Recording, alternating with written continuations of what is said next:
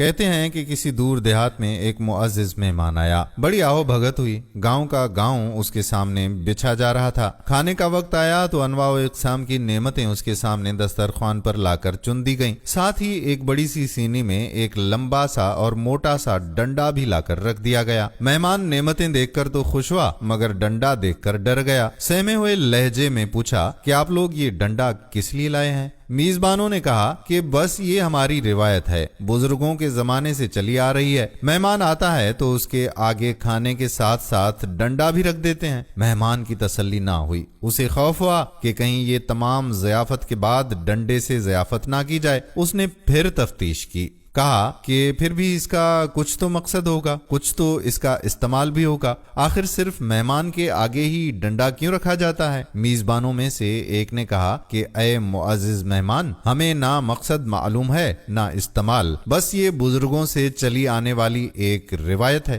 آپ بے خطر کھانا کھائیے۔ مہمان نے دل میں سوچا کہ بے خطر کیسے کھاؤں، خطرہ تو سامنے ہی رکھا ہوا ہے۔ پھر اس نے اعلان کر دیا کہ جب تک آپ لوگ یہ نہیں بتائیں گے کہ آپ کے یہاں بزرگوں کے زمانے سے مہمان کے دسترخوان پر ڈنڈا کیوں رکھا جاتا ہے، کیڑے کو پتھر میں رزق پہنچانے والے کی قسم، میں آپ کا ایک لقمہ بھی نہیں کھاؤں گا۔ اب تو پورے گاؤں میں کھلبلی مچ گئی کہ مہمان نے کھانے سے انکار کر دیا ہے، یہ ان کی بے عزتی ہو رہی تھی۔ گاؤں کے ایک بزرگ بلائے گئے، انہوں نے سارا ماجرا سنا اور دسترخوان پر رکھا ہوا ڈنڈا دیکھا تو برس پڑے کہ ارے کم بختو، تم نے اتنا بڑا ڈنڈا لا کر رکھ دیا، اسے کم کرو، ہمارے بزرگ مہمان کے سامنے اتنا بڑا ڈنڈا نہیں رکھا کرتے تھے۔ ڈنڈا فلفور آری سے کاٹ کر 2-3 فٹ کم کر دیا گیا، مگر مہمان پھر بھی مطمئن نہ ہوا، اسے اپنے سوال کا جواب درکار تھا۔ اب ایک نسبتاً زیادہ بزرگ بلائے گئے، انہوں نے بھی سارا ماجرا سنا، انہوں نے بھی ڈنڈا ناپ کر دیکھا اور انہوں نے بھی اعتراض کیا کہ ڈنڈا اب بھی بڑا ہے، ہمارے بزرگ تو مہمانوں کے آگے ایک چھوٹی سی پتلی سی ڈنڈی رکھا کرتے تھے۔ مذکورہ بزرگ کے کہنے پر باقی ماندہ ڈنڈا کاٹ کر اور چھیل کر ایک چھوٹی سی ڈنڈی بنا دیا گیا،